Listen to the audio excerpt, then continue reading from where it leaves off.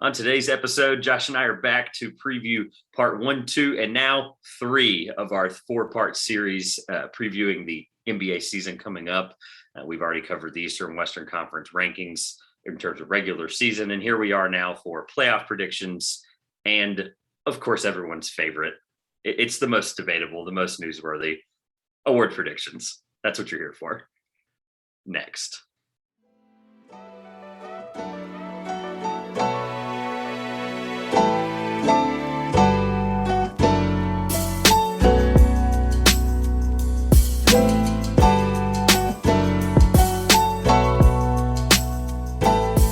Welcome back to the Two Pointers podcast. I'm Josh. And I'm Trevor. And we're back, like Trevor said this week, where kind of a hybrid episode. We're going to cover how we think the playoffs are going to go. You know, everyone's favorite part of the NBA season, the one that most people pay attention to, based on kind of where we had our standings at the end. And then we're going to talk about our end of year award predictions, which probably will be completely off the wall, and it'll be great. With that being said, we'll kind of go into the part that you probably have the most backstory on if you listen to parts 1 and 2 of this 2021 season preview, which is playoff predictions. We're going to go into the Eastern Conference.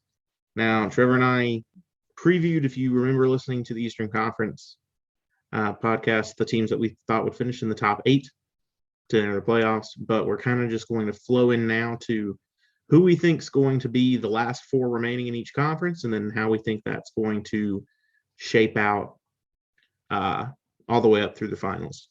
But we'll start with the Eastern Conference. Trevor, do you want to lead us in, remind us of who your 8 playoffs teams were, and lead us into what you think is going to happen? Absolutely. Glad to be back. Favorite day of the week. Just up front here, if you haven't already, just please don't forget to follow us on Twitter at 2Pointers, TikTok at the 2Pointers Podcast. We posted today about a fantasy draft we did. We'll cover that next week, as well as on Facebook.com/the 2Pointers Podcast. Once again, 3 for 3, no mess ups. All right. And here we are with the Eastern Conference teams. My 8 were, I'm just going to say the Sixers were at 8. If you listen to episode 1 of Eastern Conference, you know that I kind of boycotted the 76ers in my rankings, but we're going to say for the example that I plopped them right in the middle at 8. It was either them or the Wizards there. 8, I had the Sixers. 7, I had the New York Knicks. 6, I had the Charlotte Hornets. 5, I had the Chicago Bulls. 4, I had the Atlanta Hawks. 3, I had the Miami Heat. 2, I had the Milwaukee Bucks. And no surprise to anyone, and Josh and anyone else, shocker, Brooklyn at 1. Josh, who did you have at your top 8 before we flow into the top 4 that I think we're actually unanimous on based on just the ranking was a little bit different, but we did have the same 4. Yeah, I think we had this pretty similar top 8. My 8 were Brooklyn, Milwaukee, Atlanta, Miami, Philadelphia, Charlotte, Chicago, and Boston. Yeah. So top 4 are the same 5 through 8 or not, which doesn't really matter for this example. I was going to mention this earlier. This episode's a lot more fun when we have like 48 hours to scramble and get this episode together and out when the playoffs are announced, and then 2 days later they start. This one's a lot more fun. So in 82 games, we'll talk to you guys again. I'm looking forward to this because the faster we get through this, the faster we get to award predictions.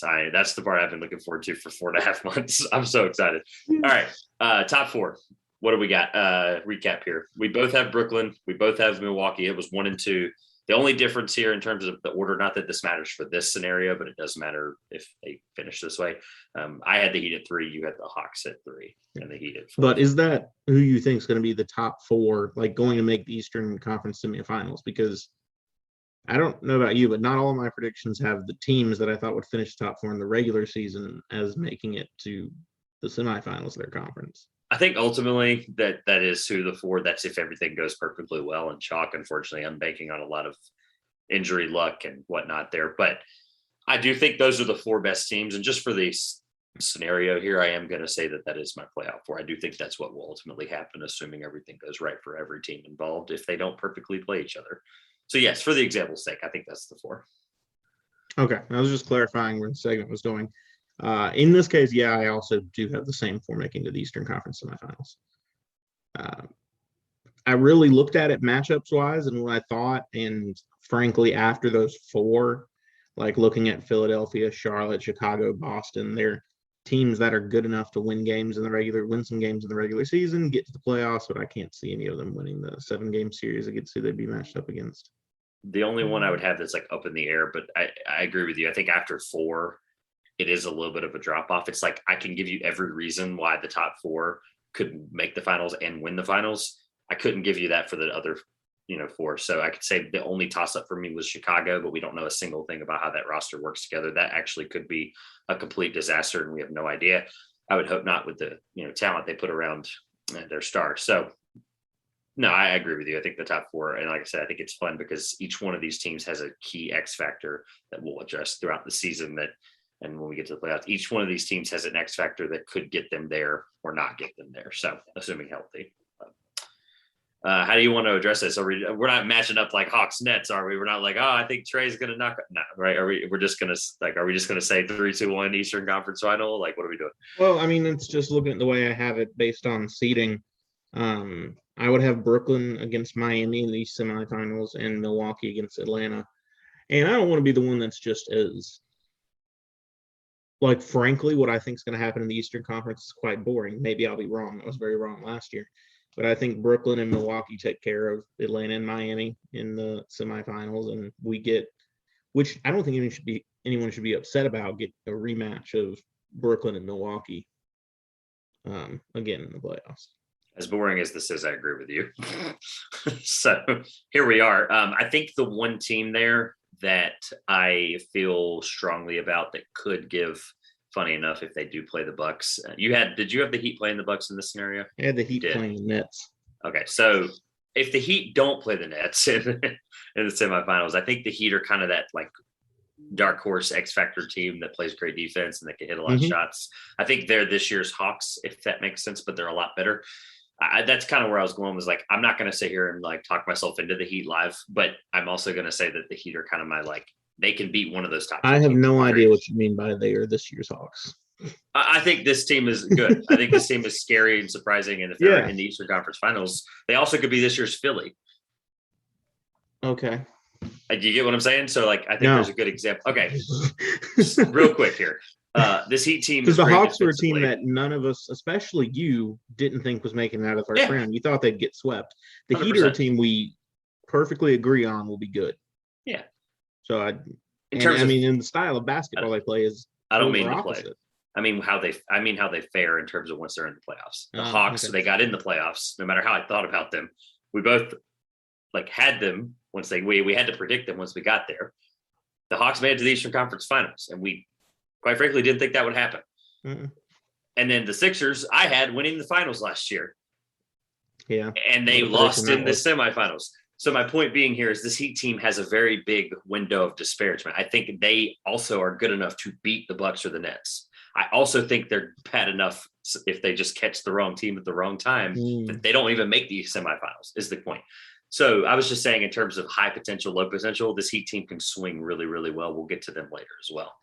That's why I'm not spending too much time on them. I'm not boiling this up to make this some big, like, I think the Heat could win the finals or win the East. I think they're the team that, I was trying to make this segment more interesting, quite frankly. I think the Heat are the team that if someone's going to knock one of the two off. Oh, yeah. No, they're the most likely team to stop the Milwaukee-Brooklyn correct inevitability. I think it's the defense. I think it's the difference in the defense that the Heat delivers the Hawks. Kyrie is the one most likely to stop the Milwaukee-Brooklyn inevitability, but yeah, if we're talking teams, yes. No, I think it's the Heat. So, yes, I ultimately have, however it shakes out, I didn't really break that down in that detail because we don't know. But, Nets Bucks is what I have for Eastern Conference Finals. I would be shocked, barring a major injury, that doesn't happen, assuming full health, I guess. So, yeah, I have Nets Bucks as well. Do we need a drum roll for who we have next? No, because I'm pretty sure we both think that Brooklyn's going to steamroll this year. I think Brooklyn with 2 stars. Like last year, obviously, KD had to fight for his life. Like, I really think that even if, like, because the question mark's Kyrie Irving, right? He's currently not allowed to play in home games for Brooklyn. Which actually might be a good thing, by the way. I can divulge that later. I think without Kyrie Irving, they're still going to steamroll everyone. As crazy as that is, but you're looking at, this is still a team that will have Kevin Durant and James Harden, and then an actually impeccable supporting cast. So Their team's just that good. Kevin Durant last year played 51 games or 50 games. It was like very low. It was, I think you're just at 50. I remember you quizzing me about it with MVP. It was like less than half, I think. Which with the shortened season, I think so it would have been lower than 50. Lower than that, yeah. So the equivalent of the full season, it would have been lower. Nonetheless, he didn't play more than 60 games is the point I'm making. So Kyrie, I think playing 40% of those games or 50% of the games because of home games, I think that might actually be a good thing because you don't need all three of these guys to play all season long. I think this is actually 35. like, oh wow, okay, one less than half of the finalists. That's or MVP talked about towards the end of the year. That's wild. Okay, nonetheless, my point stands with I think this is actually a good thing for Kyrie. Quite frankly, I think it boils down to the fact that James Harden and Kevin Durant can take care of business and Kyrie can be as healthy as humanly possible. His stuff in the past has not been health. Let's be real. It's been outside influences. But imagine you get a fully healthy Kyrie that only played 50% of the year, who has great chemistry with his teammates already. He loves, James and Kevin. So I don't think that's any debate. I'm intrigued to see how much of a beating they're going to put on everyone.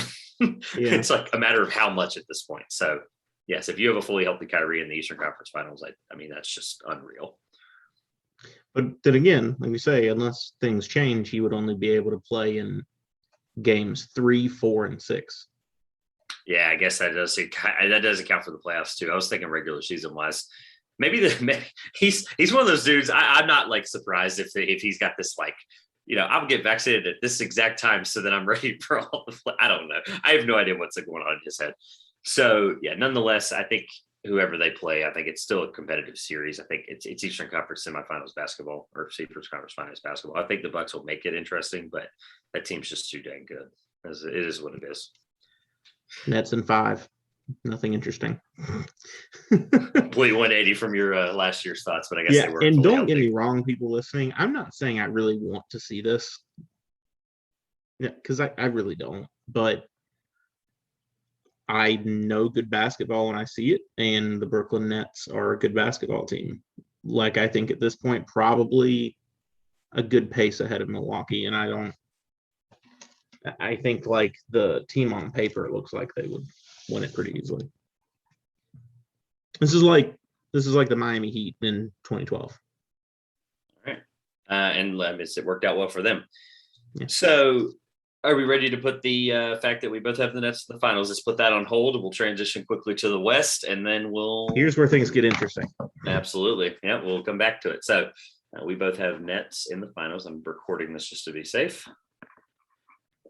Nets finals, and on the west side of town, Josh, or west side of the country, we have quickly here. We both had Suns at 1. No, I had Jazz. No, you had Jazz. I'm sorry, I did flipped. My bad. Hold on. I don't know what I was thinking. So Jazz at 1 for you. Had Phoenix at 2 or 1. I'm sorry, I cannot talk today. 2, I had Utah. You had Phoenix at 2. We both had the Lakers at 3, and we both had the Nuggets at 4. Again, a very strong top Western Conference. Mm-hmm. So the part where I said it was interesting, of those 4 that we had, I have 3 of them making it to the Western Conference semifinals. Okay. I had Utah making it, the Lakers, and the Nuggets. Really? So the way I had things set up on the bottom half on my side, playing matchups, I had Dallas at 5, Portland at 6, Golden State at 7, and the Clippers at 8. I think a Clippers-Jazz series will be close, but I'm assuming Kawhi will not play this season. And I think the Jazz would be the Clippers. I don't think Kawhi is going to come back in the playoffs. I think his injury is too serious for that. I don't think he's going to play at all. I don't think he's either, for what it's worth. I think that this Golden State team, with the greater wealth of experience, could get hot at the right time and could beat Phoenix in a series. And that's what I'm going to say is going to happen. So I looked at this a lot less like so far down the road than you did. I just assumed in this case, I was like, okay, yes, the Warriors definitely could do that. The Mavericks could also be an Eastern or Western Conference Finals team. I quite frankly think that's very up in the air, whether they're really, really, really good, like I mentioned before, whether they're the 2007 Cavs repeat or they're, bad and they don't make it out of a first round series with Luka yet. As scary as that sounds. I just based on everything, it was very similar to the East. I hate to be boring, and I'm going to defend myself when we get a little bit further. But my point for this is these four teams, just there's this gap this year in the top four that I just think is too hard to overlook in terms of a full developed team. I like Dallas. I like Luka. I really do think at both conferences, it's the four that I have, in my opinion.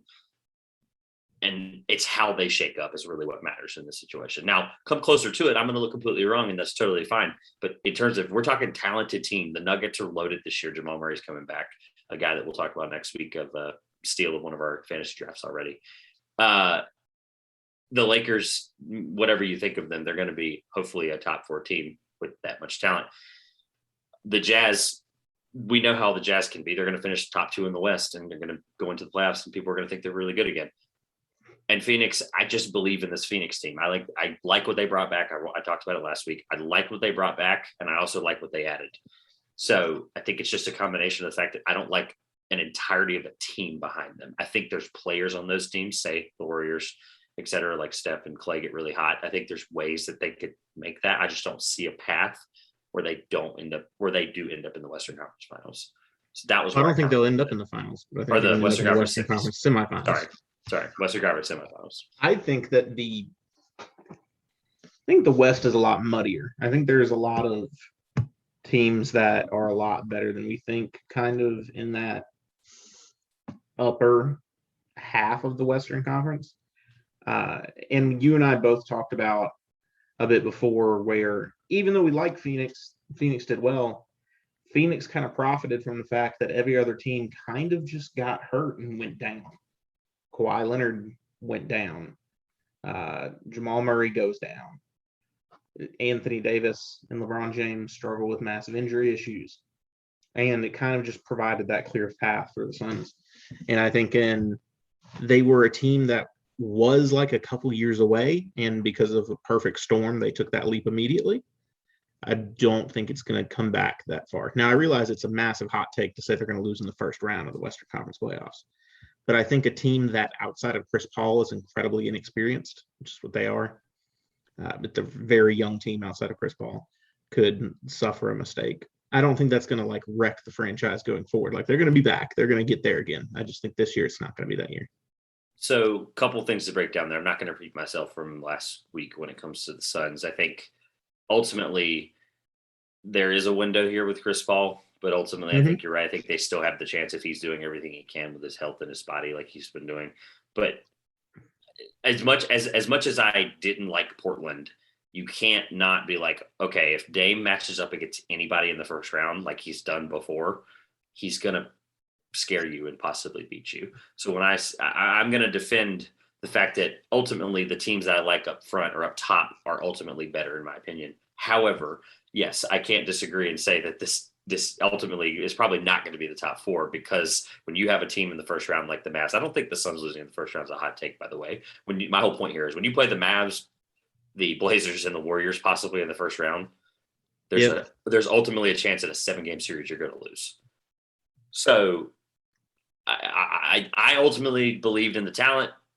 At the end of the day, though, I'm not shocked if any of those four teams are somebody that gets beat prior to the semis because of the guys that I said they would play. So Portland and Golden State, et cetera, and Dallas. So yeah, no, I ultimately it's for me, it's just going to be those top four and how they shape up is really where I think it gets weird.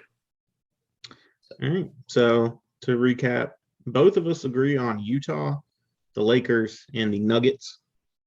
You have Phoenix and I have Golden State in that Western Conference semifinals. So this is where I actually looked at it seating wise because the East I thought was just Nets and everyone else. This is where I had to take a look at it in detail. So I had Phoenix and Denver. Yeah, I had Phoenix and Denver 1 and 4, and I had Utah and LA Lakers at 2 and 3 there. So, and your difference was just Golden State, and that's it, right? It was Utah, Golden State, and it was. Well, it would be so Golden State winning, being the 7, they would have won the 2-7. So I would have had Utah against Denver and Golden State against the Lakers. Got it. All right. Keep reminding me that as we go. So you can start with one of those two matchups because we completely disagree at this point. I have the Nuggets with Jamal Murray back at this point, taking down Utah, who's going to lose in the semifinals again after a great season. Sorry, Jazz fans, but they kind of wronged me one too many times last year when I was way behind them, as far as I could be. And just from the fact that I've kind of said before, like a full healthy Jamal Murray season, and I think this Denver team is looking at like the second seed or the first seed instead of the 4. So I have the Nuggets hitting the Western Conference Finals in that scenario. So I won't spoil this any further. This is where I think Phoenix ultimately comes up short. I think Denver does beat Phoenix. I think that's the team. If you're Phoenix, you hope you have to play them in the West Finals, regardless of what the talent of the Lakers and the Jazz are in terms of defensive potential. The reason I say that is because I just don't see a situation where they can stop the reigning MVP, where DeAndre Ayton, as much as I think he's going to take a huge step forward this year, and I think he's going to ultimately be the X factor for Phoenix. I think when it all boils down, if DeAndre Ayton has that like huge breakout year, the Phoenix Suns could make the finals, absolutely. But I think Jokic is going to run everybody they put on him around the floor. So and he added McGee, Phoenix did, but I just don't think there's nothing you can do to stop Jokic in that regard, as well as just the deep roster of the Nuggets. I think I knew we weren't going to disagree on Denver at the end of the day. Well, I think the hard thing on a Denver-Phoenix series is Jamal Murray. Nobody that Phoenix has, no disrespect to them, that can guard Jamal Murray. I mean, it's no secret that Chris Paul and Devin Booker aren't the world's best defenders. Chris Paul's great steals guy, but is older. He's undersized compared to other point guards. He's probably not going to be able to hang there, and Devin Booker's not the world's best defender. I think Jamal Murray would eat Phoenix alive. So funny enough, I actually thought through that same scenario, and then I kept telling myself Phoenix was the second best defensive team in the team. Sure. Yeah. No, team, and you got to be able to play team defense is my point. Yeah, no, I think they could play good team defense and do a good job against like Nikola and Michael Porter Jr. and Aaron Gordon, but Jamal Murray's kind of, yeah. It's a three-headed monster in Denver. So yeah, ultimately I knew Nuggets we were going to be on the same page about. I have Nuggets as well. Who do you have between LA and who am I missing? Golden State. I'm not going to say something outrageous here. I have the Lakers beating the Warriors. Thank you. I have the Warriors getting hot to get one series in. I think it is kind of this last ride for the Warriors team. It's just been my mindset. I think it's kind of the last ride for Steph putting up the insane numbers, and I think they're going to show some flashes. They're going to make us think they can do it, like they can really do it, but they're going to come up a little bit short. All right, so you have a Nuggets-Lakers finals, and I have... Is this where I say something outlandish? So, Josh, I'm actually going to take my time with this because I think there's a real scenario here where the Lakers don't make it out in the second round. There are plenty of scenarios. I think it quite entirely and literally comes down to, can Quinn Snyder figure out how to play Rudy Gobert in playoffs in the second round against Anthony Davis, LeBron, whoever else is driving into the lane. I think that's the one team the Lakers can't play at any point. As much as I've been like, I'm out on Utah because of what they've showed me. I've been like that for 3 years before we even did this podcast. Utah keeps scaring the crap out of me. This is the year I think something clicks for Donovan Mitchell. I think his Dwayne Wade, mentorship thing, I think something just clicks and goes off. I think he averages like almost 30 and just like absolutely just carries them. Whether that actually translates, we're going to find out. Gobert, though, is the part that I cannot. Every time last year we kept talking about the Jazz, I kept going, I don't know how Gobert is going to do it. And defensive player of the year 3 times, I get it. He just scares me in the playoffs in terms of just how they're going to play him. And if he actually puts it together, they're going to be unbeatable. Like, genuinely, they're going to be unbeatable.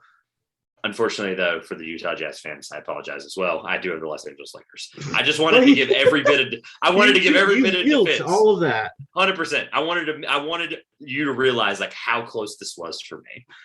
I'm going to look back and laugh at this episode. Yeah, 5 games. I think ultimately is what will end up happening. I'm just saying, if it's not in 5 games, here's my defense. No. What's your reasoning for how the Lakers get the win over the Jazz? Because you just told us all the reasons they wouldn't. I think ultimately, I don't know how they're going to stop Russell Westbrook and Anthony Davis in any kind of tandem. I'm going to ride with the fact that their pick and roll is going to be unbeatable.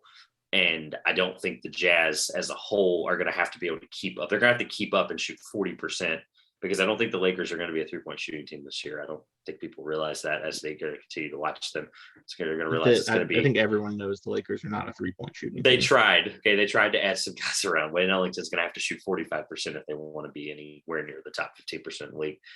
My point being is this team is going to have to grind it out, and I think they're able to grind it out if they're going to be healthy coming into that series. I just think the Lakers are able to be more talented in this case and utilize the fact that if the Jazz can't figure out the Gobert matchup, then great. I would take Anthony Davis right now on Rudy Gobert every time.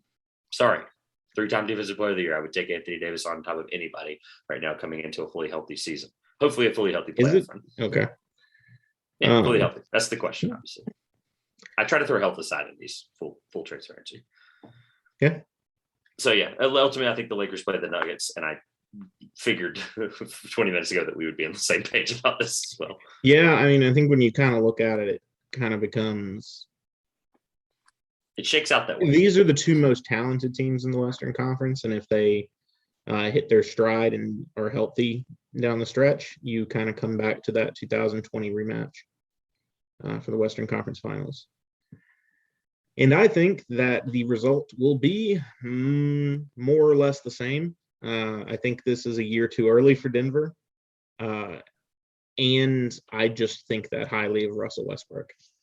What was that? Like, it was like the I wonder. Build suspense, but I think it'll be more or less the same. I personally, if the series happens, will be rooting for Denver. Sorry. But no disrespect. More or less, I think the Lakers are going to get it done. I think Russell Westbrook, if they figure out the offense, which I'm hopeful they will, because I like Russell Westbrook a lot. Big fan of the guy. I want to see him to succeed because he's been really just dealt some bad hands over his career, given his incredible talent level. If they figure it out with him, they should win the Western Conference. Just out of curiosity, since we won't address this before the season starts, do you think he averages a triple-double this year? Oh, of course. Really? Easy, huh? 100%. What's the reasoning, though? He's going to play plenty of games without LeBron and AD throughout the season. And he's going to play plenty. They'll rest, but Russell Westbrook's not a guy that really goes and takes rest games all that much. Hey, maybe he'll get his numbers. Maybe this is the turning point where they all three figure out this system and rest, and he'll get his. He'll average a triple-double. Three constants in life: death, taxes, and Russell Westbrook averaging a triple-double. In our generation, that's 100% true. I love that. Yeah, no, I'm not going to delay this one like I did with the Utah one. I don't. Denver scares me. Utah matchup-wise scares me more. I have the Lakers in any capacity making this fully healthy.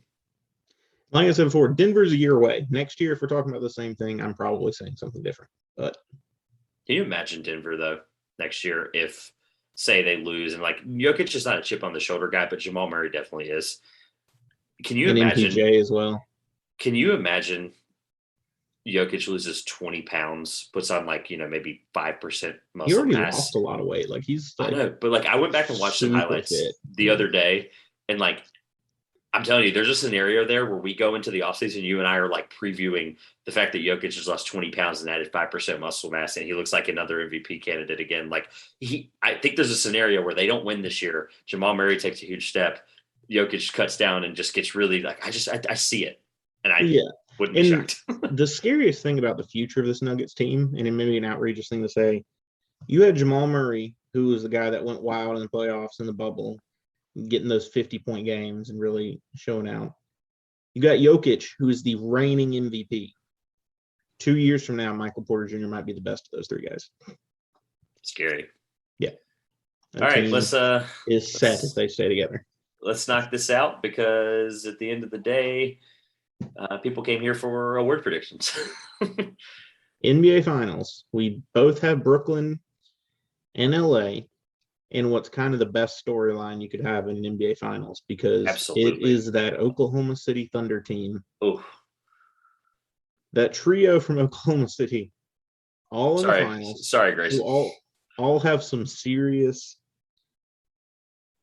good and bad personal relationships with each other there. And if this matchup happens, I will honestly probably would be rooting for the Lakers because I would just want Russell Westbrook to get that win. Nice. But I think the Brooklyn Nets would easily just walk over the Los Angeles Lakers in this scenario. Wow. Easily? Yes. So we can analytically break this out. I want like a full breakdown episode if this does happen. I want like this detailed. I want to go through every storyline. I want to go through every matchup. I think it's a lot closer. I think it's a lot closer than people think. That's why I'm really shocked by the trouncings there. But I have the Lakers winning the NBA Finals this year. As you should say as a fan. As you should say. No, this is full podcast. This is full podcast. Okay. Me not talking. I can't keep looking at this team and this chemistry, hopefully, as it continues to look like it's going to work out. And this defensive potential and this scary offensive style of play that we might not have seen out of three players like this ever again in terms of how they're going to play together. If it works, it's going to be unreal. I can say the same thing about Brooklyn. Which is how they're going to play together. Elaborate. How are they going to play together offensively? I think quite frankly, unique. I think what's going to come down to is like Brooklyn is going to do exactly what we think Brooklyn's going to do. I think that's why a lot of people think they're going to trounce people. They're going to continue like 150 points per game. Shoot at a high clip. I think really what it boils down to is I think there's a huge defensive gap between the two teams. I think if the Lakers can bring that together, and I'm going to ride this. I'm going to ride this till this season's over. That Russell Westbrook and Anthony Davis pick and roll is going to be a lot better than I think people realize. They are going to dominate people when they play together because they probably won't play. They'll probably, I'll throw a percentage out there as a guess right now. I'll look at this at the end of the year. I'll use some Raptor stats and whatever I got to find to get this right. They will play only 35% of regular season games together this year. That's probably right. That's my number preseason, 35%. I mean, that's what Brooklyn's probably going to do together. It's all about like what they're going to do when they're all together in the postseason. Yep. All right. So LA and Brooklyn, now we have like completely different opinions right on this. I'm excited. That's what I'm glad happened. Yeah. I'm glad that went that way. Frankly, I think Brooklyn probably going to have one of the fastest paced, most lethal offenses we've seen in a while. Just going to score like crazy on everyone. And at the end of the day, Brooklyn has what right now is probably the best basketball player in the world in Kevin Durant, and he can step up to take that big shot when it matters. All right. Award number one, Josh. Oh, so we're just moving right along. All right. Let's do it. Hey, people came for this. I have nothing else to say. I'm just going to say before we get to the end of it, if like none of my dreams of these other teams like felling Brooklyn or the Lakers along the way happen, it would kind of be incredible to see the storylines for that finals. Absolutely. Yeah, absolutely. All right. So Coach Trevor has his Lakers winning the NBA Finals. Did you have them winning it last year? I did not. Who did you have winning last year? And Philly. Okay. Interesting. I think I did open with Milwaukee at the beginning of the season last year. I have to go back. I don't remember because it was something we did. How about that? Super early. And I've got the Brooklyn Nets winning the NBA Finals. Hope I'm wrong. All right. Awards. The end of season. These were the ones that Trevor and I were really wrong about last year. I think we only got LaMelo Ball right, basically. And maybe Rudy Gobert for Defensive Player of the Year. I think those were the two that we got correct last year. All right. Where are we starting? Coach of the Year. The one that's the only non-player. Yeah. It's really hard to predict. Maybe, actually. Some of these guys are former players now. You want me to just kind of drum roll it? I want to hear what you have first on Coach of the Year and why. So I'm actually going to have to be a lot of why because there's just so many. This is probably the smallest pool to choose from where it's only 30, we think. Could be 30. It's only 30. But like as it goes along, it's just gonna be this giant like pool of players to pick from. And funny you say that. Last year there was actually 31 candidates because Nate McMillan took over. So I am sorry, Hawks fans. I don't have Nate McMillan. No, I'm actually going to preface mine before I give the answer. So instead of after. So The coach of the year problem for me is, yes, there's 30 candidates. However, this award, almost entirely in its history, is a team that makes a huge jump. And here's where I got stuck. I agree. There's not going to be a team that makes a huge jump. Like, I think in terms of where I had to predict, obviously these are all our opinions, guys. Where I had every team falling in ranking and wherever, right? I had to go with what I would call a chalk pick. And at the end of the day, last year, you look at Tom Thibodeau, where New York finished fifth. He's won coach of the year before in Chicago when he got them up to first in the Eastern Conference. I think the Heat are going to be a top 3 seed, and they're going to be led by Coach Eric Spoelstra's leadership. I think Eric Spoelstra is going to be the coach of the year this coming year. Wow. Before I go any further, I told Josh last week that I would do this. I don't remember if he said he would, but I came in with 2 dark horses for every single award. Okay. 1 or 2, depending on how you cut it. So I had 2 of each award. I had 2 people that I think, and you can go first or go next, obviously, but I want to address each one because I think there's a very big storyline for a couple of these people. Not just coach of the year, but in general, of course. Eric Spoelstra, to me, just based on everything I kept looking through, I think he's very clearly a very top candidate and qualified.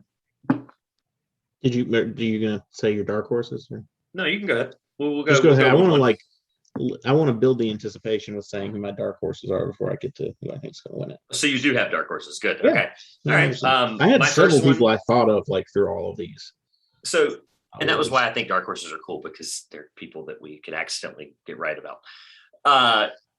No matter how I feel about the Boston Celtics, Josh, I think Ime Udoka could be one of the biggest dark horses in any award right now because they love him. The players will not stop talking about him in pressers. And I cannot wrap my head around the fact that this guy sounds like just the next, in your face, clap, clap, clap. Let's get this team fired up. He seems like the guy. It seems like something Boston would do. They would have to completely outplay the expectation for me of where I've had them not in the playoffs. Mm-hmm. You can't, coach of the year, you cannot win it if you're not in the playoffs. And secondly, just because I think this is the jump team, if there is any, I do have James Borrego as a coach of the year candidate. If the team is a top 5 defensive team, top 10 defensive team led by him, as well as if they finish in the top 6, I think it's very possible. So what I looked at, there were a couple coaches that crossed my mind, and I ended up not going with thinking they're going to win it, but I think it's a possibility, and I'll just kind of go through the story. One, going back to what you thought at the beginning of your last year, is Steve Nash. I think there's a scenario where Brooklyn has that incredible of a season, and a lot of that's going to be due to Steve Nash figuring how to work it all together. That Steve Nash kind of gets that honor that he deserves, because you look at all these guys on the team have gotten a ton of honors through their career, but Steve Nash is a young head coach in his career and could get that head coaching honor. I think 2, there's Jason Kidd. Jason Kidd can figure out the most difficult question in the NBA right now, which is how do you play Kristaps Porzingis with Luka Doncic and make it work? If he figures that out, and so by that I mean Dallas jumps to finishes in the top 3 in the Western Conference in the regular season, that you're looking at Jason Kidd as a coach of the year. If that happens, he definitely was coach of the year. The end of the day, I went with the same logic you did. It's the team that makes the biggest jump. And we both kind of agreed we didn't think a team was going to make a big jump, until I kept looking at it and realized that the team most likely to make that biggest jump is the Charlotte Hornets. And I think that personally, and part of it's biased, but part of it's not, I tried not to give this as my answer. I think James Borrego deserves it. Yeah. There's so much work he's done to build up guys like Terry Rozier that was completely panned in the press by Charlotte as a decision to bring him in when Kemba Walker left. Terry Rozier has flourished. Kemba has been traded by Boston, released by OKC, and now he's over in New York. Don't think that's by accident. A guy like LaMelo Ball loves James Borrego, despite the fact that Borrego was widely criticized in the press for not starting Ball at the beginning of the season. The guy who has an incredible relationship with his coach. He's built from a team that before Ball really doesn't have any stars. Even with Hayward there, outside of Ball, really doesn't have stars.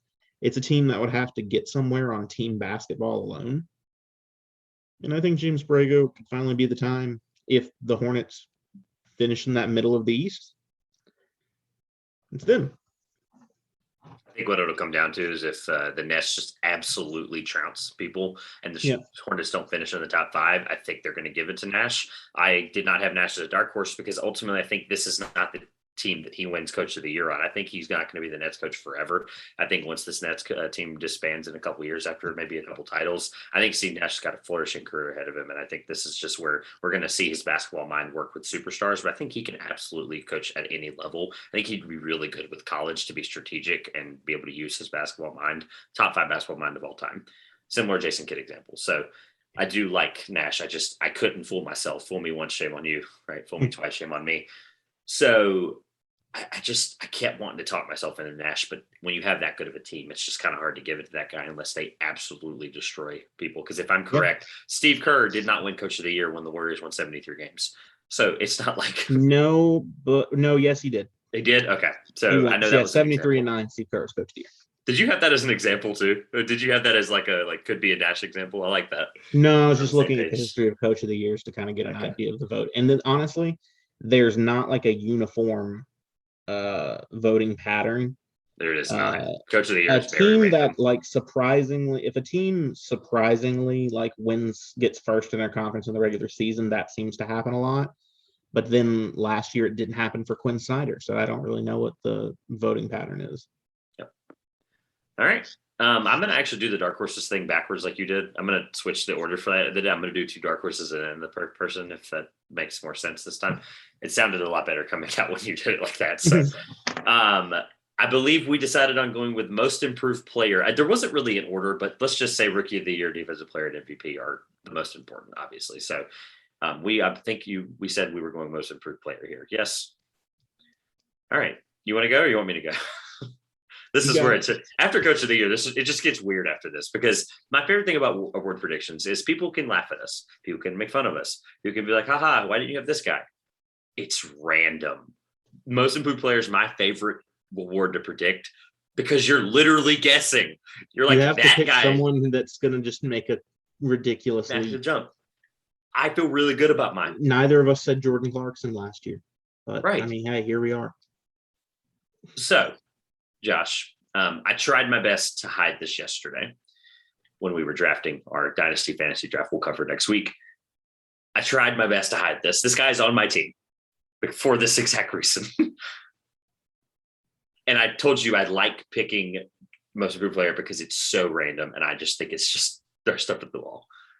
I also know historically there has not been very many second-year players. So sorry, LaMelo, Anthony Edwards, Tyrese Halliburton, etc. Historically, that just doesn't go their way unless LaMelo Ball wins MVP next year. He'll win MVP and most improved player. That's about the only scenario I see working out. No second-year player. I do not have LaMelo in this category. He's nowhere near it. So I don't think it makes any sense for second-year players because there's no true development in your second year. It's the third year. Real benchmark. However, there's a development in your third year. I have a third-year player here, Josh. Couple reasons. Is this a dark horse, or are you just saying the person you think is going to win? Oh, crap. I forgot I was doing the other way around. Sorry, my 2 dark horses. Let me back up. Sorry, thank you for reminding me. I got that totally backwards. Remember everything I said in about 30 seconds. I have Gary Trent Jr. or Norman Powell as a dark horse. I have one of those 2. They were traded for each other at the trade deadline. One of those 2 will work out way better than we expect. I think personally it's going to be Norman Powell. His team's going to be better. He's going to have more potential to show up in those big moments like he did in the playoffs. He was their 3rd best player in the playoffs last year. Gary Trent Jr. also, just in terms of opportunity, he's going to be playing for a huge contract. I think he has the potential there to be most improved player if he has this huge scoring jump. My second dark horse, the one I believe in the most of dark horses, is Miles Bridges or PJ Washington, whichever of these 2 play bigger and better. I don't think statistically they're going to jump off the board, but I think if that team's winning, one of those 2, I think PJ has the potential to average like 15 and 10. So, however, one of those guys is going to make a jump. I just don't know who it is. I didn't decide. I actually went with 4 people as dark horses. So either one of the 4 guys I just said. Lastly, I have RJ Barrett as my most improved player. I think RJ Barrett takes the Steve Nash. And funny, I'm glad you brought up Steve Nash. I actually wasn't going to bring him up unless you did. I think RJ Barrett, you have to consider something here.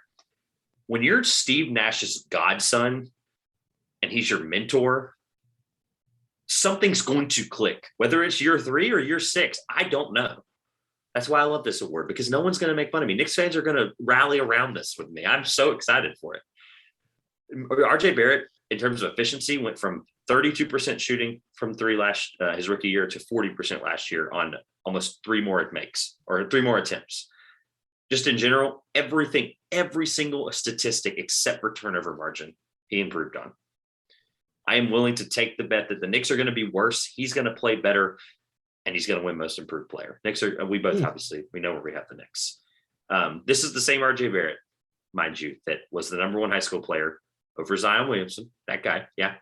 Going into the Duke team, he was the best player going into that Duke team prior to Zion Williamson's freshman season, where he won himself the number 1 overall pick. RJ Barrett was the unanimous number 1 overall pick until Zion had his moment. So this kid's for real. Yeah, he is. I agree. I think it's a little could be early. Could be a little early to say that the reason that RJ was overshadowed was because of Zion's great play. It was partially because at Duke, RJ was very much a volume shooter. He had a lot of 8 for 23 stat lines while he was at Duke. Absolutely. He did not play efficiently. He took a million shots. Yeah. I think the thing that scares me on RJ is the inefficiency in the turnovers. He's very much, I think, still a volume guy. Like you said, he's getting better, and I think he's a good player. And I think, like you said, I think it's early. And just also from a most improved player standpoint, I think it usually goes to somebody that's going to need a lot of the workload on their team. And I'm just not sure if RJ is going to get that. If the Knicks are trying to contend, they kind of have loaded up like guys are going to want the ball in their hands on that roster. Your Julius Randle, your Derrick Rose, your Kemba Walker, your Evan Fournier. They're going to want the ball in their hands. When I drafted RJ last night, one of the people in that room that was not you, I don't remember his name now, and I apologize to him, and I know he'll be listening. He made a comment to me that actually was really, really, I would pick RJ Barrett in 4 years after he said this. This is RJ's team in 4 years when Julius Randle starts to regress. And I think RJ continues to make, or even 2 years. I just think right now, like I agree with you, there's a lot of people that need the ball on that team. However, he's going to become more and more reliable as he continues to improve efficiency, which he has. He's also a gym rat. I'm fully, able to see that he's dedicated and working. And I'm willing to take that jump this year because honestly, no one else in terms of situational fit. I looked at all 30 teams and I was like, who situationally is going to carry the load? Like you said, I do think that Jordan Clarkson example is great. I just didn't see one that just jumped out at me. So I went with a little bit of a heart pick, but I also went with the fact that the Knicks could still be good. I think they still could finish in the top 6 in the East. I think he's the difference maker. And if he plays like he's going to, hopefully, most improved player is in the cards. Josh, I am ready to hear yours. I'm excited.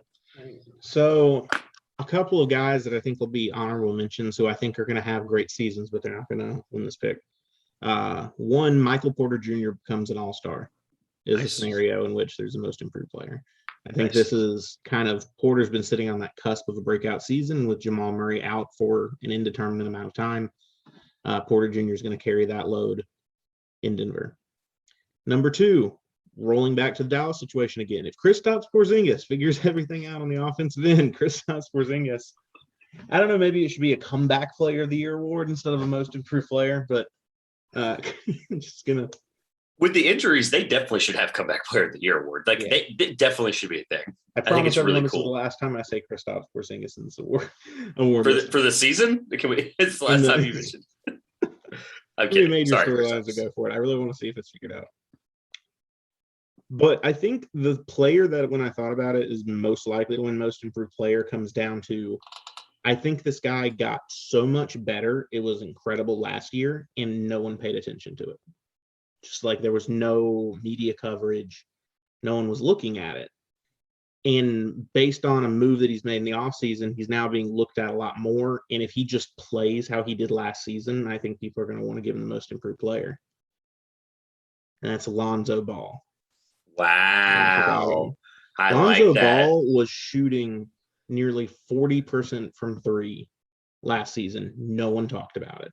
He's already one of the most skilled passers in the NBA, which no one was looking at. Now that he's made the move to Chicago, everyone's like, oh, got their eyes on Lonzo Ball. If he just does this year in Chicago as the starting point guard what he did last year in New Orleans, he's easily the most improved player. People are going to actually pay attention to what he already did. And I think he's going to take a leap forward again. He's really starting to hit that stride and improvement that he was kind of giving up on. And I think he's going to hit that spot. So less about giving up on, more about he was just a casualty of a trade that was going to ultimately change the fate of a franchise. Yeah, but you also, I mean, I wasn't just saying Lakers. Like the Pelicans didn't go after him or match an offer. They let him walk out after his improvement. Totally fine. Yeah. This is David Griffith we're talking about. So here, I actually like the MPJ one more. Here's the only thing, though. He finished last season almost averaging 20. So if he makes the All-Star jump, he probably wins most improved player, I think is where I agree with you there. I think that's kind of the one where if he doesn't make an All-Star game this year, or the All-Star game, then the most improved player is literally just a toss-up by game 70. Lonzo's weird, though, because I don't know how much. Yes, they paid him a lot of money. I get it. And he's obviously going to be on a way bigger scale. We're talking top 5 or top 6 market here in the NBA in terms of marketability. I don't know how that rotation looks. I don't know. They drafted Kobe White at 6, a couple years ago. I just can't figure it out. I love Kobe White, but people are overthinking the Kobe White thing. Kobe White is not on Lonzo Ball's level at all. Oh, no, absolutely not remotely close. We went over that. Kobe White is the clear backup point guard to Lonzo Absolutely. Ball. Do I think he could be a starter? Kobe Absolutely. White, but he's not remotely near Lonzo Ball's level right now. So I don't think it's at all like he's going to be taking the time away from Lonzo in any scenario. Full 180, I'd also see a scenario where Lonzo averages like 11 assists. Like I totally get that. Like I see a scenario there where if DeMar is just going to hit, 18 points a game worth of mid-range jump shots and Lonzo's just dishing it to him, great. That doesn't. Oh no, I didn't forget. Superstar. No, that doesn't. I mean, that's just what DeMar can do for him, who's a mid-range guy, right? They're going to be able to expand the offense. The Bulls were very, and I think that's a thing with Billy Donovan that I can't wrap my head around. I'm not a Billy Donovan guy. I've always been not a Billy Donovan guy, but he just needs to like take his like dog cone off. He has like this dog cone when he coaches where he's like only looking straight in front of him. And Billy Donovan just needs to figure out how to open that offense more. And I think Lonzo's the way to do it. So yes, I like that. They have the opportunity.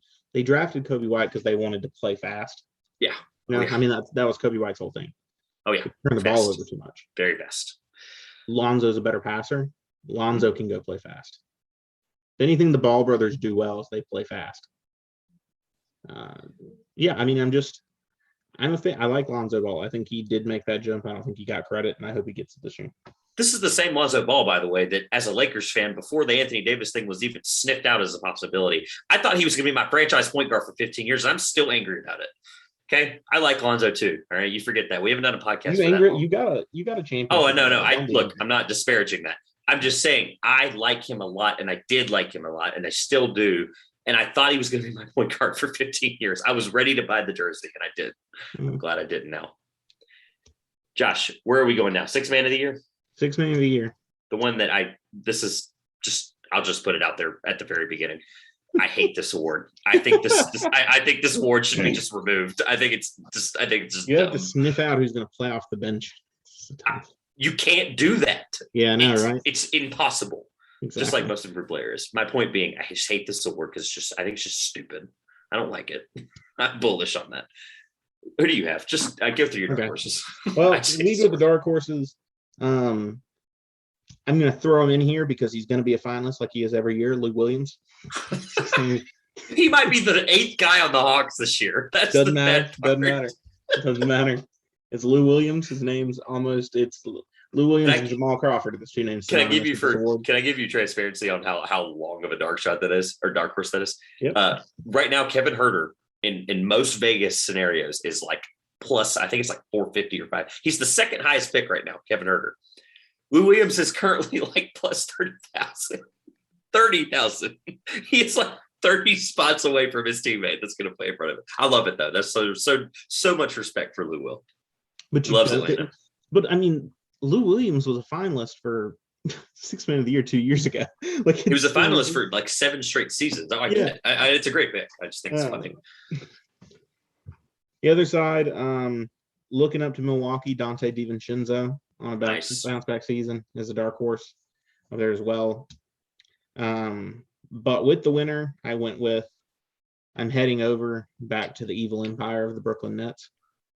And Sixth Man of the Year is a guy who should be a starter, but in Brooklyn, he's going to come off the bench, and it's Joe Harris. Yeah, I guess they aren't starting him, are they? If you start Kyrie Irving, James Harden, and Kevin Durant, Joe Harris is the first man off the bench, and he's probably the best three-point shooter. I mean, this is why over the past 3 years consistently in the NBA. And I think it's kind of a cheap way to go about the answer. He's a guy who should be a starting shooting guard. Absolutely. He got paid wild as a starting shooting guard, but because of Brooklyn, he's going to come off the bench as the sixth man, and I think he'll win Sixth Man of the Year because his numbers will be wild. Here's the thing why I hate this award. He played with Kevin Durant, James Harden, Kyrie Irving a bunch when they played together. Yep. It was only 15 games. So I don't see a scenario where he actually this is where I hate six man, because I can't go, okay, well, you think he's going to be a six man. I don't. I think he's going to be the starting small forward for the Brooklyn Nets. I can't wrap my head around this award. Right. So I think I went with one that I think actually is going to be the sixth man on his team for a lot of the year if they're healthy. Couple dark horses first, though. If Cameron Payne plays like he did last year towards the back half of the season and the playoffs, if Cameron Payne plays anything like that and he's the sixth man on that team, which, by the way, he is. Fair. That's no disrespect to Cam Johnson. That's no disrespect to Cam Johnson, but Cam Payne's going to play. Cameron Payne's definitely the one. He's going to play 28 minutes a game because Chris Paul is going to want to play 30 minutes a game, right? So it's when you're Chris Paul's backup at this stage of Chris Paul's career, you're going to be a six man at least candidate. Mm-hmm. And then similar scenario, Derrick Rose. Derrick Rose will be the backup point guard on the New York Knicks. Unfortunately for Emmanuel Quickly, Derrick Rose is too good right now in this step of his career. If the Knicks want to try to compete, you're going to have to capitalize on him. And he was a sixth man of the year candidate for me up until he started having to play a bunch last year when they didn't have a point guard. If Kemba's fully healthy, Derrick Rose is the sixth man, no doubt. That's the scary part. And that's why he's a dark horse. Full transparency, Josh. This guy, however, I do think will be the sixth man just based on last season and just based on this season if his point guard is always on the court like he has been. De'Aaron Fox has not missed very many games in his NBA career so far, and I don't think that changes unless a major injury happens. Tyrese Halliburton will be the backup point guard and will probably play 30 minutes as a backup point guard for the Kings, and they're going to have this weird hodgepodge of, Buddy Hield and Halliburton and Fox, and it's just going to work, and they're going to be exciting and fun. They're going to be one of my favorite league pass teams. We didn't really give them a lot of love because we don't think they're going to do very well in that weird bottom feeder West. But Tyrese Halliburton's talented, man. Fox is better right this moment, but Tyrese is also a proven leader, playmaker, and ball handler that I think can be the propelled kind of, hey, I'm the best guy on this abysmal second unit, so I'm going to average 18 or whatever, 16, or he's going to average at least 6 assists. I think it's going to be crazy, but I think he's one of the biggest second year jump guys this year. Yeah, it's kind of another scenario where I think Tyrese Halliburton's probably going to start in Sacramento with De'Aaron Fox. So I just don't see the fit. They've started pushing Buddy off the bench more. Like they've started pushing him into the lineup more. The last 50 Buddy will play small forward. I think it's just see, I don't like that. I think Sacramento is best off playing their best guys at once, and I don't think Halliburton will be on the bench enough, frankly, to do that. I mean, I think he's great. Which is why I hate this. A hard award to pick. We're just not even thinking of the same players. Yeah, we'll see. Find out what happens whenever Tyler Hero is sixth man of the year or whatever. He was actually somebody I looked at as a dark horse. Okay. Rookie of the year. I'm not going to say dark horses because I think it's pointless, frankly. Cade Cunningham's going to win Rookie of the Year. So, Defensive Player of the Year. Josh. Easy. No. Quickly for me, dark horse. I think James Bouknight, if he plays a ton, could win Rookie of the Year on a good team. This is why dark horses don't make any sense. I tried. The only one I do actually think that is actually somewhat legitimately possible is Josh Giddey. If Josh Giddey repeats what he did coming from Australia last year, I think he could be that kind of guy that meshes well with Shea.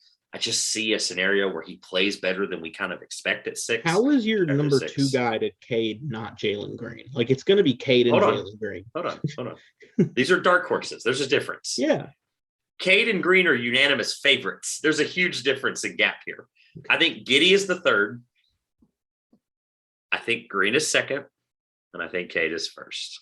That was what I was getting at, is I think it's 1, 2, and everyone else. Is why I was saying Giddey does have a chance. An injury, we're one injury away, which I never wish injury on anybody, ever. We're one injury away from Giddey being a finalist for this award.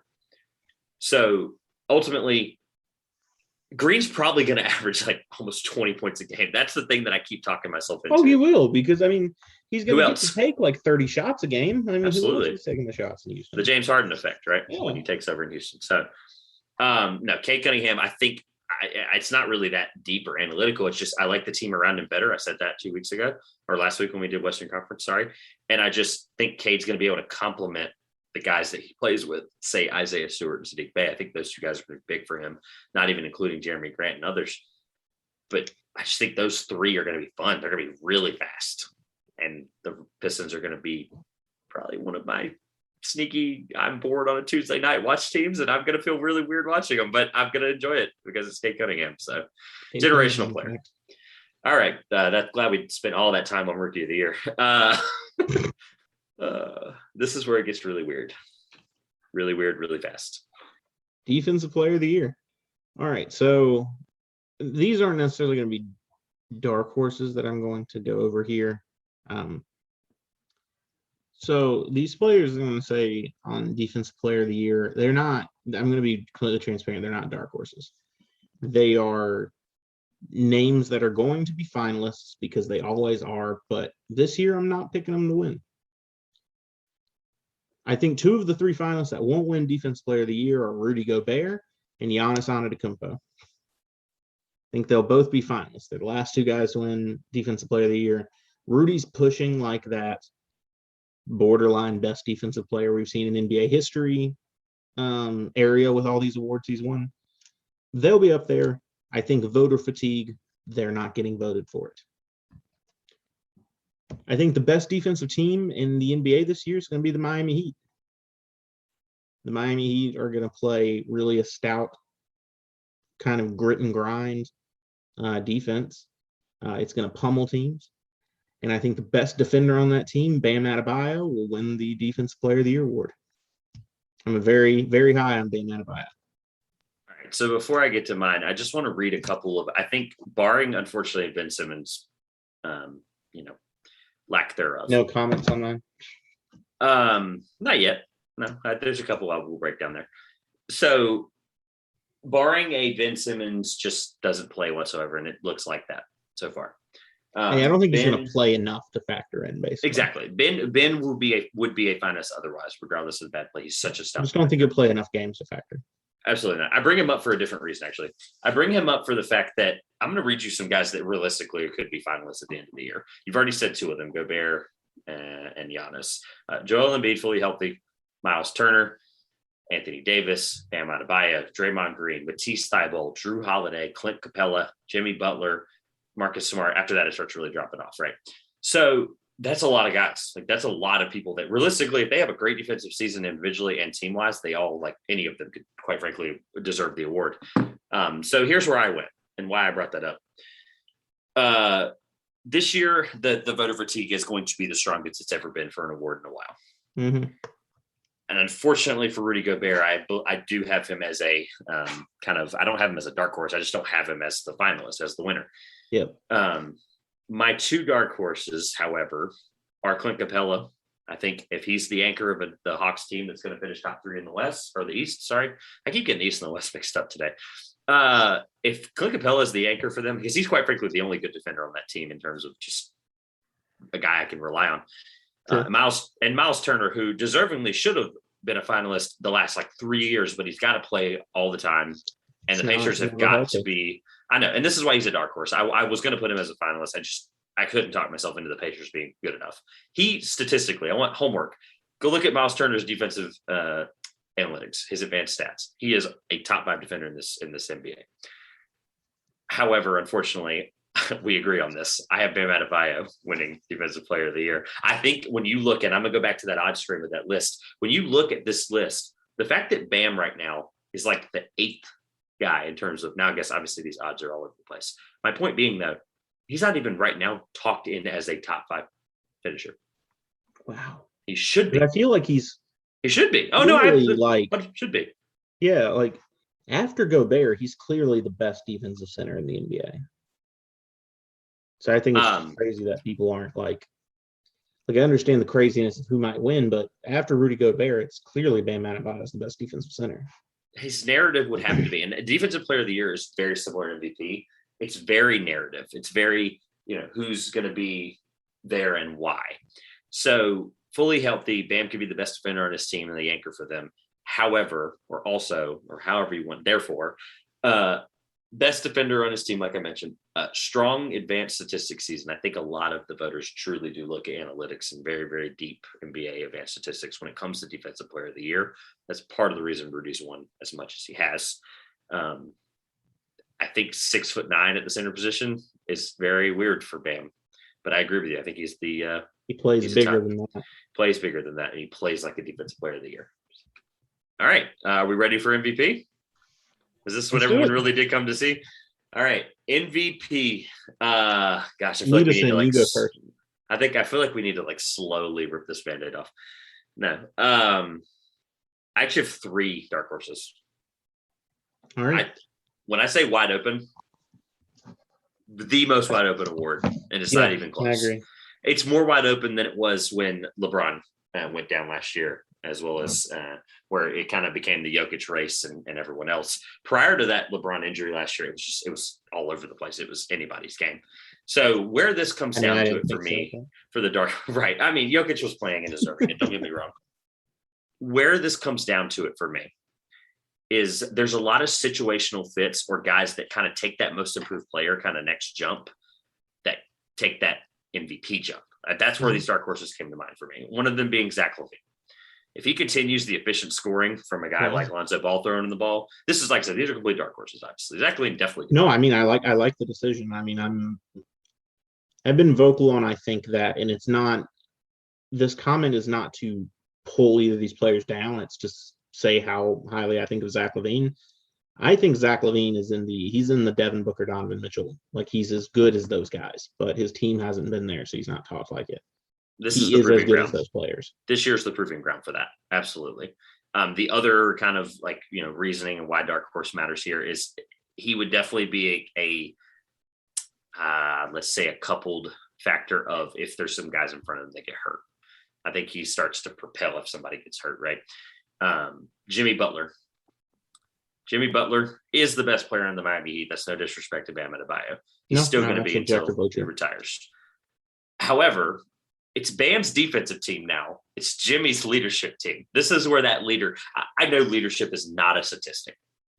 However, if I had an MVP vote and a guy got his team back to the top 3 and really proved it, kind of like brought that bubble mentality back that Jimmy Butler had, 25 points a game, great defensive player, Heat finished top 3. There's a scenario for it. Unfortunately, though, I think injuries of guys in front of him have to happen for that to happen. That's why it's a dark horse. Lastly, I told you I would come back to this, and I'm glad we're here. If Donovan Mitchell averages 30 points a game this year and the Jazz are the number 1 seed, he's, I think, an MVP finalist. Well, yeah. I mean, he's been close before. Order. He's averaged 26 before many times. I know there's a disparaging difference. More. I'm just 30 is the number that it would be hard to look away if it was 30. It's why I used the 30 number. It could be 28. It could be 26. However, he wasn't thought in that conversation. So why I went with 30 is because if he's at 30 and they're number 1 in the West, Donovan Mitchell's in the finalists there. Do you want to go through your dark horses before we keep going? Yeah. I have 3, so I wanted to kind of let me take a second here and let you unravel yours in case you have multiple. So one scenario on the dark horse side, I think because I couldn't not include him because he's that level of a talent. Damian Lillard. If Portland improves, it's going to be on his back alone, and it's going to be because he's put some we've never seen this before number up for the Portland Trailblazers.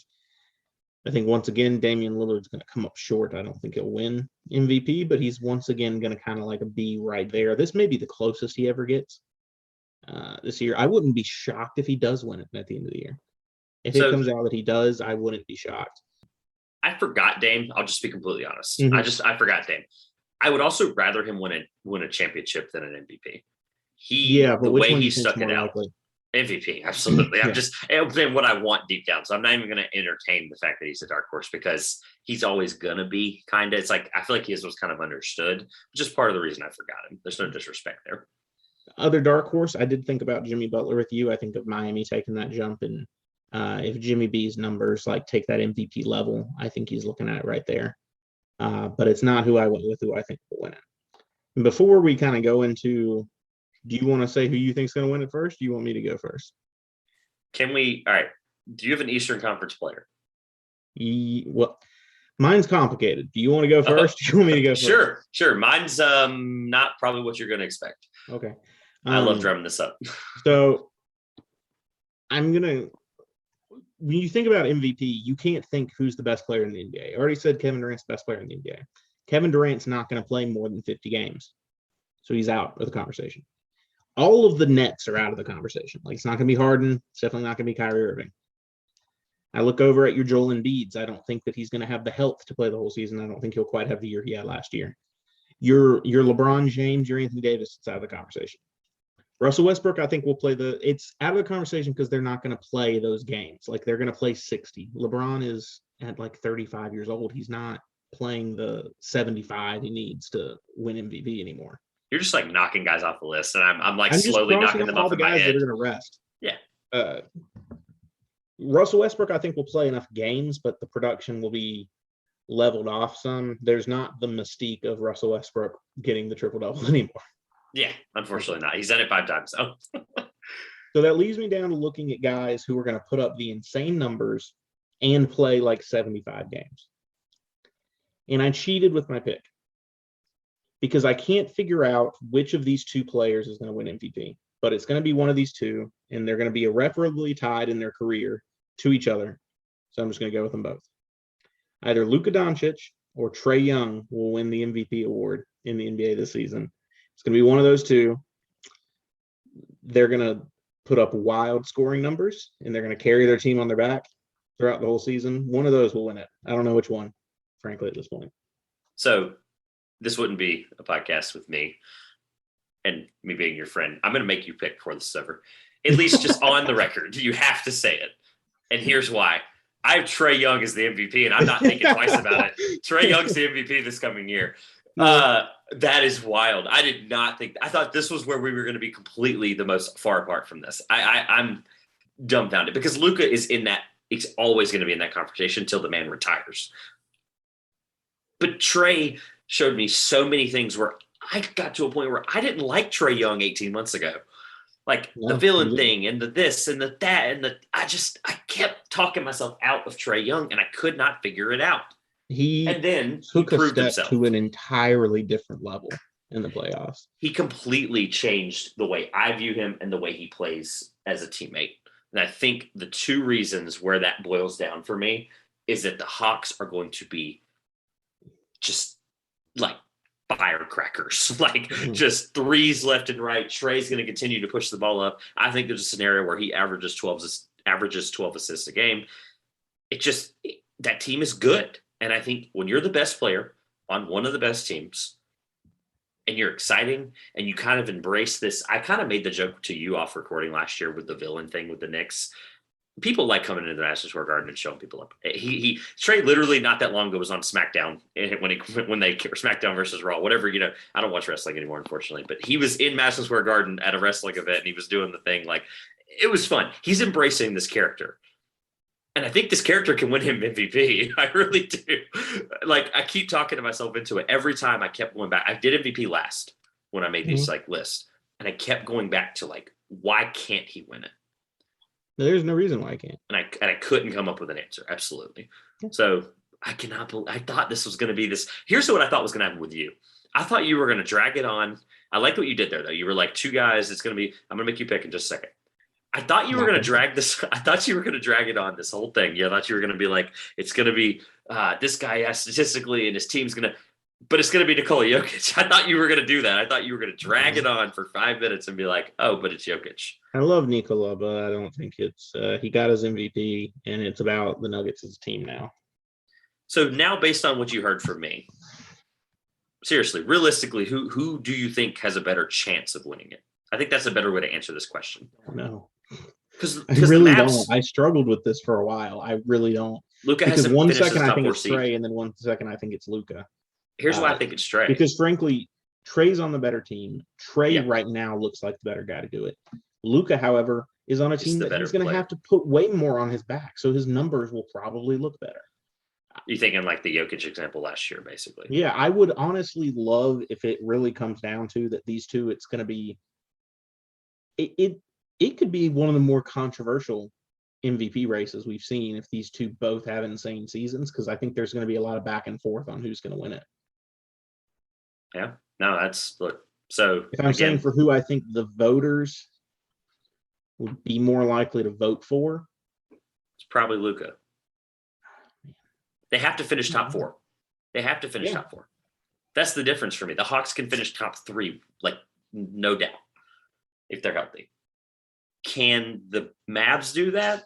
Yeah. I can't talk myself into a top 3 seed. No shot. You just said top 4, then you said top 3. I was just using the Hawks as like, I think they're finishing top 3 if they beat people like they did last year. I have them obviously at 4. That's not what my point is. I'm just saying, if you look at how the people vote, the people being the people that have the votes, like they can't not look at Luka and be like, this is the generational player that we want to give an MVP to really early. Trey could also be that though. That's where it's like, okay, I see where you're coming from, but I just can't talk myself into Trey. Like their draft pick spots were traded for one another. I know that started, and they both ended up being insanely good. And it's kind of this weird back and forth on who's the better player. And we may hit kind of a fever pitch as they both step up as two of the biggest stars for the next 10 years in the NBA. Can't wait for when they play each other. Hopefully, it's not that early in the season. Hopefully, it's like 40 games in when they're both just destroying everybody, and they're like both averaging 35. We're like, what is happening? Yeah, good luck to all the MVP candidates this year. It's going to be unreal, and I think they're quite frankly, there might be 7 candidates by game 30 or 40. I don't really know, but at the end of the day, who knows, maybe LaMelo will have 23 points and 15 assists per game, and we'll just be talking about it. Okay, I didn't come prepared with any questions. But genuinely, what's more likely? You kind of just brought this on yourself as we close out here. What's more likely this year? LaMelo averages 24 points per game, or he averages 13 assists? 13 assists. Really? Wait, he's such a pass first guy. Yeah. Okay, that's fair. That's why I was just letting you talk me into it. I like it. And he's got a good number of guys to pass to in Charlotte. Yeah, this year especially. And frankly, when it came to scoring last year, it's something he's got to clean up. But like as a shooter, he was a catch and shoot. He can drive to the hoop, but he's not creating his own shot on the outside yet. All right. As we close out here, Josh, I do want to ask this because I actually did have this written down.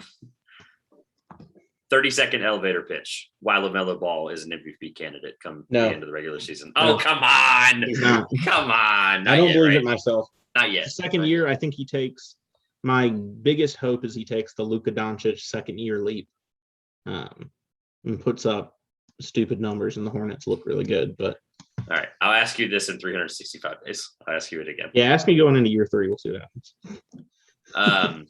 They made it this far. Don't forget, next week is our final preview. We did this, this year just to kind of give you guys a nice chunk of content here with a month into the season, which now, by the way, we are only 15 days away as of recording this on Monday, October 4th. So unreal to think 2 weeks away from the season. Just nuts. I still can't wrap my head around Rocky versus Brooklyn. I know. It's going to be unreal. And then just after that, I think the next day it'll be Warriors Lakers first game of the year. Let's go. It'll be Warriors Lakers at some point in that first day or two. Somewhere on there. First game of the year. No, I'm just kidding. College basketball preview coming up in the next couple of weeks here as well, because college basketball really starts kicking towards November, December. They don't really hit the regular season until like second week in November. Yeah, so it will be in there somewhere, but the NBA is going to be our full-blown focus for about a month. Next week is obviously fantasy basketball. Josh and I are in 2 leagues together. We'll preview that next week, or it'll actually be a recap. Mind me, it'll actually be a recap of both drafts. So, Josh, anything else before we get out of here? No. All right, close us out. This has been the 2 Pointers Podcast. I'm Josh. I'm Trevor, and we will see you soon.